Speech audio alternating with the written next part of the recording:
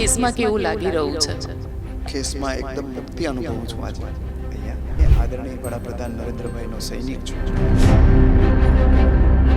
મારે જો કંઈક જોઈતું હોત સત્તાની લાલચમાં તો હું ત્યારે ગયો. અત્યારે શું કરવા જાઉં? જ્યાં સુધી હવે પોલિટિકલ લાઈફમાં છીએ ત્યાં સુધી આ વફાદારીથી ભારતીય જનતા પાર્ટીના કાર્યકર તરીકે, આદરણીય નરેન્દ્રભાઈના સૈનિક તરીકે એમનો જે વિકસિત ભારતનો યજ્ઞ છે એમાં હું કામ કરતો રહેવાનો છું. મારો ભાઈ જરૂર રાજનીતિમાં છે અને મારા કરતાં ખૂબ સક્રિય છે. એને કોઈ ચૂંટણી લડવાનો ન.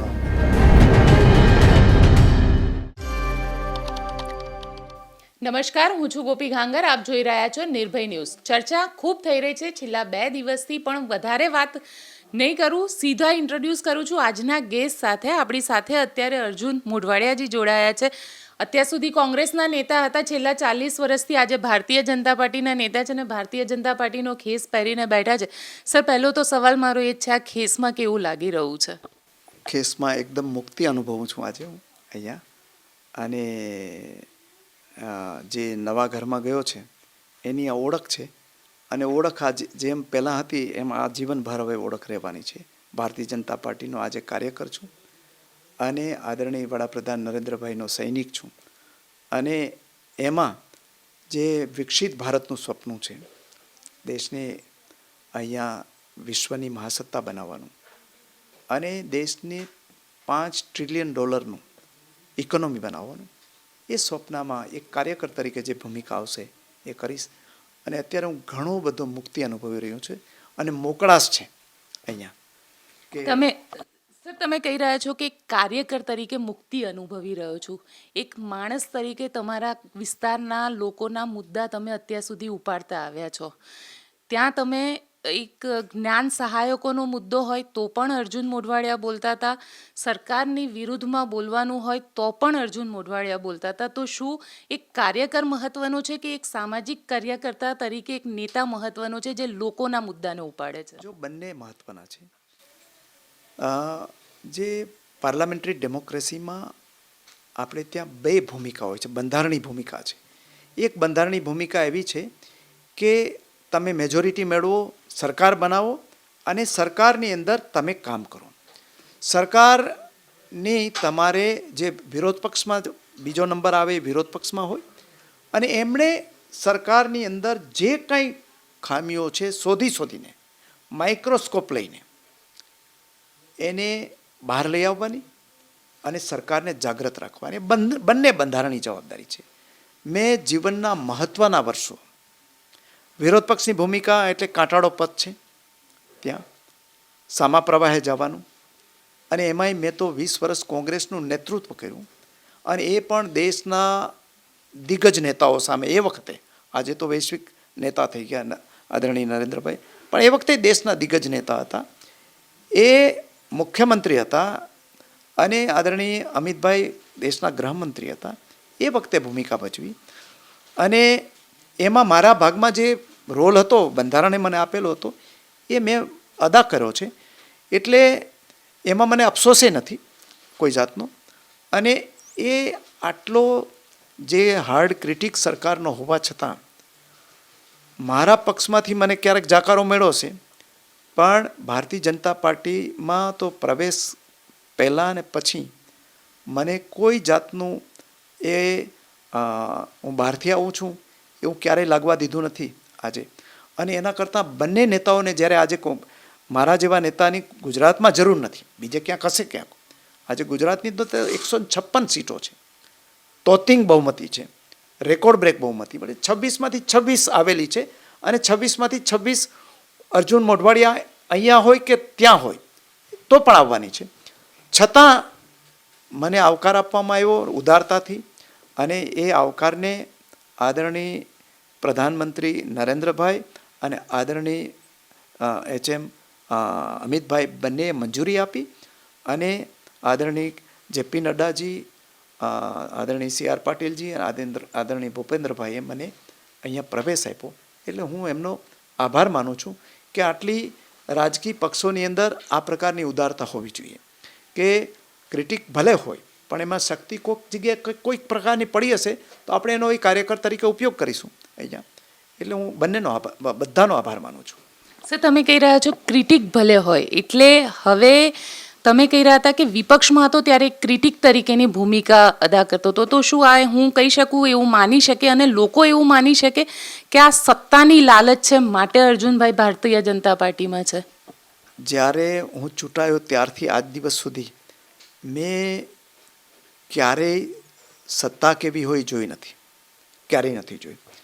મારે એવી લાલચ હોય તો ભારતીય જનતા પાર્ટીની એ વખતે થોડીક જરૂર હતી, થોડીક, એટલી બધી નહીં પણ થોડી ઘણી જરૂર હતી કે શક્તિશાળી લોકોને એ ત્યારે જરૂર હોય તો થોડુંક એની સીટો વધી શકે. આજે તો અહીંયા વનવે છે અને એ થમ્પિંગ બહુમતીથી જ્યારે જીતવાના છે. અને મેં કોંગ્રેસ પક્ષની અંદર જઈને કીધું છે, 2022ની ચૂંટણી વખતે પણ કીધેલું કે અહીંયા બુલડોઝર ફરી જવાનું છે. આપણે જાગૃત નહીં થાય અને પરસેપ્શન નહીં બદલાય તો. અને આ વખતે કહ્યું હતું કે આપણે કેન્ડિડેટ્સ પણ નથી મળતા. એ વખતે ક્યાં એને જરૂર છે ત્યાં.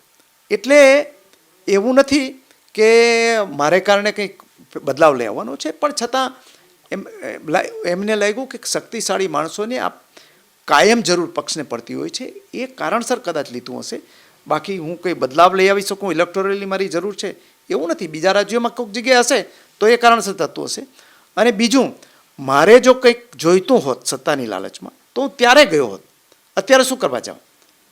અત્યારે તો હું અહીંયા કોંગ્રેસ પક્ષમાં ગુજરાતને લાગે વળગે, ભલે મને કેન્દ્રમાં મારું નથી સંભળાતું હોય, પણ અહીંયા તો ગુજરાતના લોકો મને સાંભળે છે અને ગુજરાતના આગેવાનો પણ આજે, અને પહેલી હરોળના જે આગેવાનો 3-4 ગણાય એમાંનો હું એક છું.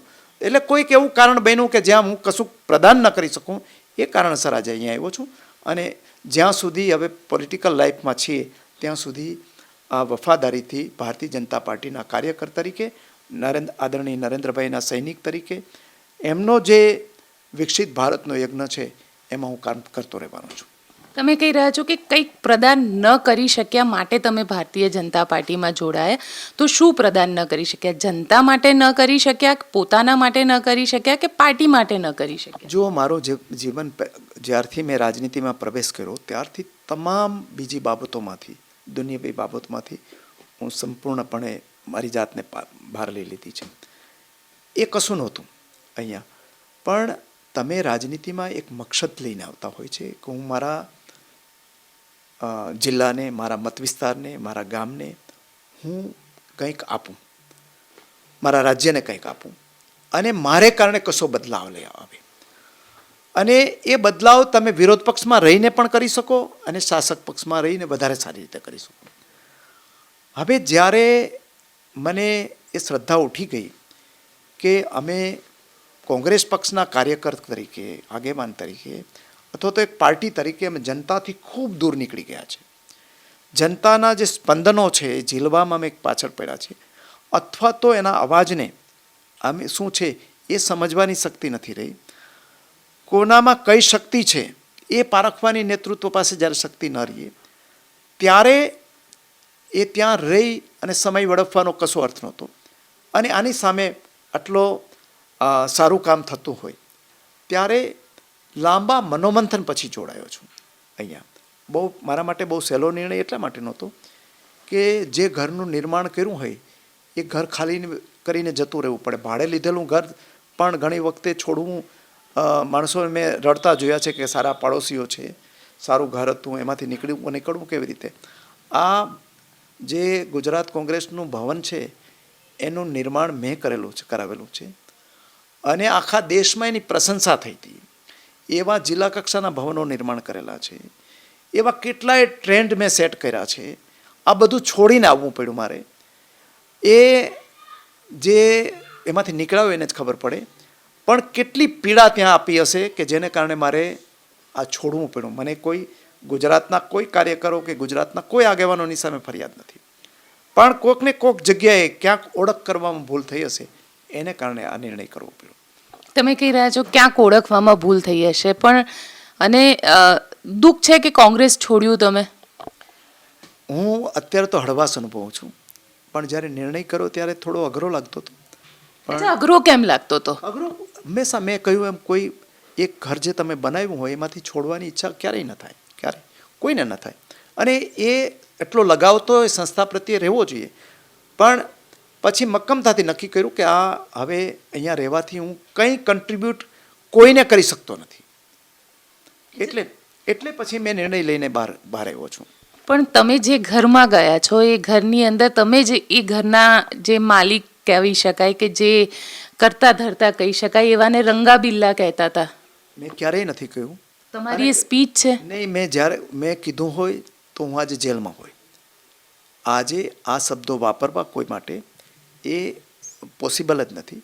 એટલે એ વાતમાં તથ્ય નથી.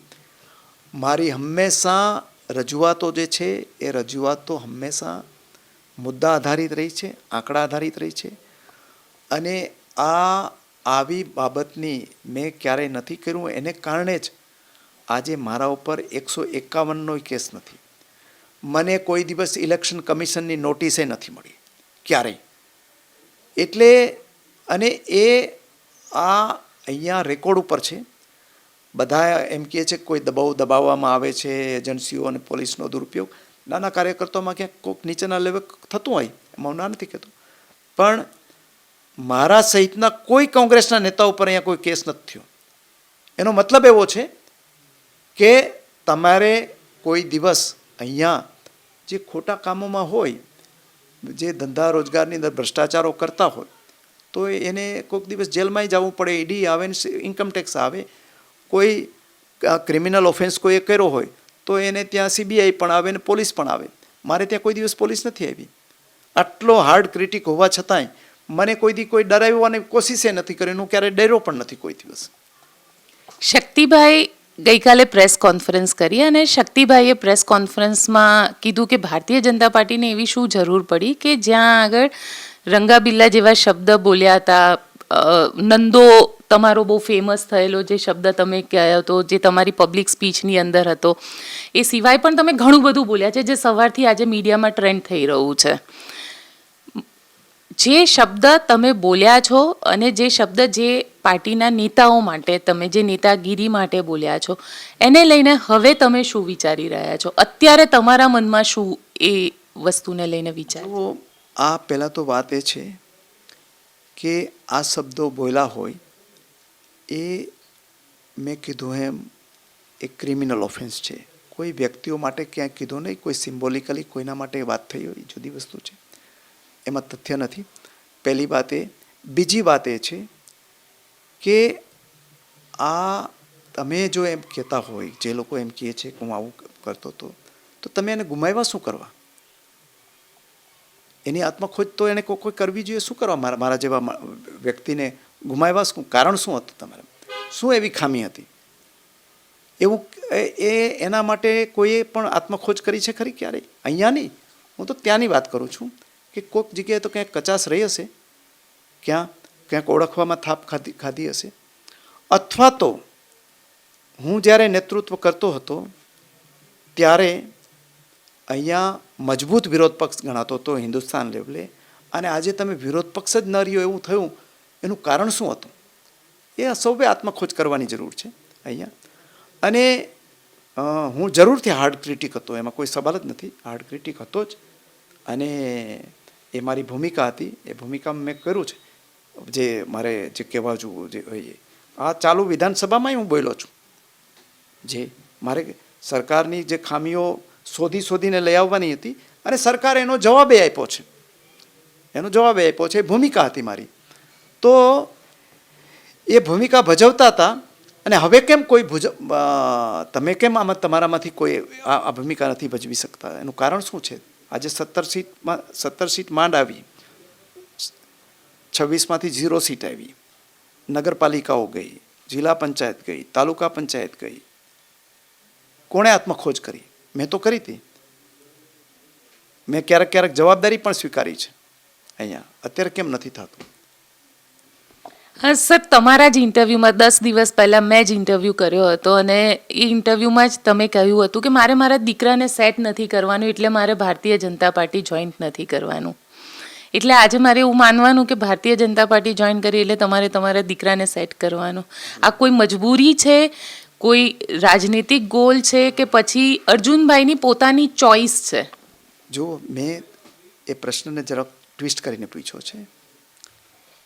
એ ત્યારે વાત કરી હતી કે દીકરાને સેટ કરવાનો છે કે કેમ, ત્યારે મેં એમ કીધું હતું કે મારો દીકરો રાજનીતિમાં નથી. પહેલી વાત એ છે. બીજો, મારો ભાઈ જરૂર રાજનીતિમાં છે અને મારા કરતાં ખૂબ સક્રિય છે. એને કોઈ ચૂંટણી લડવાનો મોહ નથી. અને બીજું, હજી હું સક્ષમ છું રાજનીતિ કરવા માટે. આજે પણ કોંગ્રેસના જે મિત્રો હતા એ મિત્રોની સાથે, જુવાન મિત્રોની સાથે ચાલવાની, પદયાત્રા કરવાની, મારી સાથે કોઈ હરીફાઈ કરી શકે એવું પણ નહોતું. એટલે સેટ કરવાની વાત તો જે હોય એ કંઈક લેવા માટે આવતા હોય એના માટે સેટ કરવાની વાત આવે. મારે માટે કંઈ લેવાની વાત આવતી નથી. એ ખુલ્લી કિતાબ જેવી છે. ઘણા લોકો વિરોધ પક્ષમાં હોય અને પોતાના કારનામાને કારણે જેલમાં ગયા હોય, કેસો થયા હોય, અહીંયા આ ખુલ્લી કિતાબમાં મારી સામે એક પણ નાનકડો કેસ પણ થયો નથી, એક આરોપ લગાવી શક્યા નથી અહીંયા આટલા વખતની અંદર. એ તમે જે આ વાત કોઈને ખાનગીમાં પૂછો તો પણ જવાબ મળે, જાહેરમાં પણ આ જ જવાબ મળે. એ કોઈ પત્રકારોને પૂછો તો એ જ જવાબ મળે, એ ભારતીય જનતા પાર્ટીના આગેવાનોને પૂછો તો એ જ જવાબ મળે, એ કોંગ્રેસના આગેવાનોને પૂછો મળે. અનક્વેશ્ચનેબલ કેરેક્ટર રહ્યું હોય એ માણસને કોઈનો ડર પણ હોય નહીં અને કોઈ તૃષ્ણા પણ ન હોય. તૃષ્ણા જ્યારે હતી ત્યારે હું ગયો તો કહેવાત કે ભાઈ અર્જુનભાઈને અહીંયા કોંગ્રેસમાં કંઈ મળે એમ નથી, એટલે ત્યાં ગયા. તો 40 વર્ષમાં કોઈ દી મને વિચાર નહોતો આવ્યો હવે શું કરવા આવ્યો. કંઈક કારણ હશે. એ કારણ તો મારે કંઈ શોધવાનું નથી. મેં શોધવાની કોશિશ કરી છે અને હવે જેની જવાબદારી છે ભલે શોધે અને ભલે હવે 26માંથી 26 ઉમેદવારો લઈને બતાવે. પહેલાં તો એ વાત એ છે, મારી તો શુભકામનાઓ છે કે 26 ઉમેદવારો મળી જાય. આજે કોંગ્રેસને 26 ઉમેદવારની તમે વાત કરી રહ્યા છો, પણ કોંગ્રેસના એ નેતાઓ કે જે નેતાઓ ભારતીય જનતા પાર્ટીમાં તમારા પહેલાં ગયેલા છે, એ નેતાઓ સાથે તમારી ચર્ચા થઈ હતી? એ નેતાઓએ શું કહ્યું? મારે તો ભારતીય જનતા પાર્ટીના તમામ મંત્રીઓ સાથે પણ ચર્ચા થાય છે, મુખ્યમંત્રી સાથે ચર્ચા થાય છે વિધાનસભામાં હોય ત્યારે. એ નેતાઓ સાથે જે નેતાઓ કોંગ્રેસમાં ગયા હતા અને કોંગ્રેસમાંથી બીજેપીમાં ગયા હતા ને અત્યારે બિલકુલ સાઇડલાઇન છે, જે લોકોને બોલાવવામાં પણ નથી આવતા. જુઓ, મારે તો હું કોઈ ભારતીય જનતા પાર્ટીની સાથે હું રાજકીય ચર્ચા કરવા જતો નથી. હું તો જ્યારે હું ધારાસભ્ય નહોતો ત્યારે હું ગાંધીનગર ક્યારેય ન જતો અને હવે અઠવાડિયામાં 3 દિવસ જાઉં છું. હું એક સમય એવો હતો કે મારો રૂઆબ એવો હતો કે હું કોઈ મંત્રીશ્રીઓને ક્યારે મળતો નહીં. આ વખતે મેં નક્કી કર્યું કે મારા મત વિસ્તાર માટે મારે મળવા જવું છે તો હું બધાને મળું છું. મેં જાહેરમાં કીધું છે કે મને પ્રજાના કામ માટે કોઈ દિવસ હું ફદલીઓ માટે જતો નથી, પણ મારા વિસ્તારના લોકો માટે જાઉં તો હસ્તે મોઢે બધા સેક્રેટરી હોય કે પછી અધિકારીઓ હોય કે મંત્રીશ્રી હોય હસીને કામ કરી દે છે.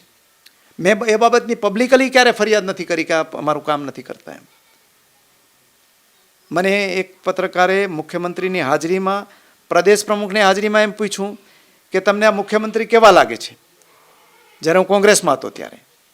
એની સામે મેં કોંગ્રેસ પક્ષનો મારા પક્ષનું જે વાત હતી એ મેં મૂકી હતી બધી જ. જે તમે કહેતા હતા કે તમે આવું બોલતા હતા સરકારની વિરુદ્ધમાં, એ બધું બોલ્યો હતો. પણ મને મુખ્યમંત્રીની વાત કરી તો મેં કીધું કે મુખ્યમંત્રી સરળ મુખ્યમંત્રી છે અને હું નથી કહેતો, આખું ગુજરાત કહે છે કે સરળ મુખ્યમંત્રી છે. એમાં પણ સવાલ એ છે કે કોંગ્રેસમાં એવું કહેવાય છે કે કોંગ્રેસમાં, અને અમે જોઈએ પણ છે કે કોંગ્રેસમાંથી જે નેતાઓ ભાજપમાં જાય છે એ થોડા ટાઈમ પછી સાઇડલાઇન થઈ જાય છે. જુઓ, એ તો જેને અપેક્ષાઓ હોય એને સાઇડલાઇન થવાનો ભય હોય. મારી તો કોઈ અપેક્ષા નથી અને મને સાઇડલાઇન કામ કરવામાંથી કરે એવું મારું સ્ટેચ્યુર પણ નથી. કામ તો હું ગમે ત્યાં કરી શકું. મારે હોંશે હું બૂથ કમિટી બનાવી શકું છું. આખા ગુજરાતમાં મેં બૂથ કમિટીઓ બનાવેલી છે અને મારા મત વિસ્તારમાં તો મેં જાતે બૂથ કમિટીઓ બનાવેલી છે અને બૂથ કમિટીઓને જાતે મહેનત કરીને કામ કરેલું છે. એટલે મારા માટે કોઈ નાનું કામ નથી. અચ્છા, તો હવે અર્જુનભાઈ કયા રોલમાં જોવા મળે? અર્જુનભાઈ ભારતીય જનતા પાર્ટીના એક સામાન્ય કાર્યકર્તાના રોલમાં રહેવાના. અને હું કોંગ્રેસમાં હતો ત્યારે માનતો હતો કે ભારતીય જનતા પાર્ટીનો કાર્યકર્તા સૌથી વધારે સમર્પિત હોય છે, અને એ સમર્પણને કારણે આજે ભારતીય જનતા પાર્ટી મજબૂત થયેલી છે. એમ અમે કોંગ્રેસમાં બીજા લોકો કોંગ્રેસના કાર્યકર્તાઓને કહેતા હતા. એ સમર્પિત કાર્યકર્તા હું ત્યાંય હતો અને આજે અહીંયા પણ એનાથી સવિશેષ સમર્પિત કાર્યકર્તા તરીકે રહેવાનો છું. અચ્છા, ચૂંટણી લડવાના છો હવે? જી, મેં હજી કાર્યકર્તા તરીકે હું જોઈન થયેલો છે. મારે શું કરવું એ પ્રદેશનું નેતૃત્વ જે નક્કી કરે એ રોલમાં હું રહીશ. અર્જુનભાઈ, અમારી સાથે વાત કરવા માટે આપનો ખૂબ ખૂબ આભાર. તો આ હતા અર્જુન મોઢવાડિયા, જેમનું કહેવું છે કે ભારતીય જનતા પાર્ટીના એક કાર્યકર તરીકે તેઓ રહેશે. પણ સવાલ એ છે કે અર્જુન મોઢવાડિયા હવે આગળ એમની પોતાની રાજનીતિમાં શું કરશે? એટલે કારણ કે સવાલ એ બી ઊભો થઈ રહ્યો છે કે ચૂંટણી લડશે કે નહીં લડે. અર્જુનભાઈ, ક્લેરિટી નથી આપી તમે. નહીં, પણ મેં ક્યાં ટિકિટની માગણી કરી છે? પેટા ચૂંટણી લડશે? નહીં, પેટા ચૂંટણીમાં જે ઉમેદવાર આવશે એ ઉમેદવારને અમે રેકોર્ડ બ્રેક લીડથી જીતાડવાના છીએ. ચલો, આપને અમારો રિપોર્ટ કેવો લાગ્યો કોમેન્ટ બોક્સમાં ચોક્કસથી જણાવજો. અમારી ચેનલ નિર્ભય ન્યૂઝને લાઇક, શેર અને સબસ્ક્રાઇબ કરવાનું ભૂલશો નહીં. આભાર.